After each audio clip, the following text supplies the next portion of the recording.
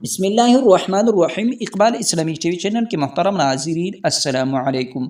پیارے دوستو، آج کی ویڈیو میں جو کلمات میں آپ لوگوں کے ساتھ شیئر کرنے والا ہوں، جو شخص نماز فجر کے بعد 3 مرتبہ یہ کلمات پڑھے گا تو اسے موت تک کوئی بیماری نہیں لگے گی۔ یہ پڑھے: سبحان اللہ العظیم وبحمدہ ولا حول ولا قوة إلا بالله العلی العظیم۔ ایک مرتبہ پھر سن لے: سبحان اللہ العظیم وبحمدہ ولا حول ولا قوة إلا بالله العلی العظیم۔ پیارے دوستو، ہمارے ایک استاد محترم فرمایا کرتے تھے کہ میاں فجر کے بعد 3 بار پڑھا کرو، انشاءاللہ چلتے پھرتے اس دنیا سے رخصت ہوں گے۔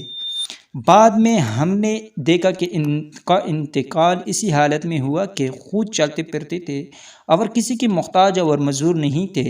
حقیقت میں یہ بہت بڑی نعمت ہے کہ انسان کسی کا محتاج نہ ہو، خصوصاً اس زمانے میں جب کہ خدمت کا جذبہ اور بڑوں کا ادب بہت کم ہو چکا ہے اور اکثر لوگوں کی اولاد نالائق، گستاخ اور نافرمان ہے۔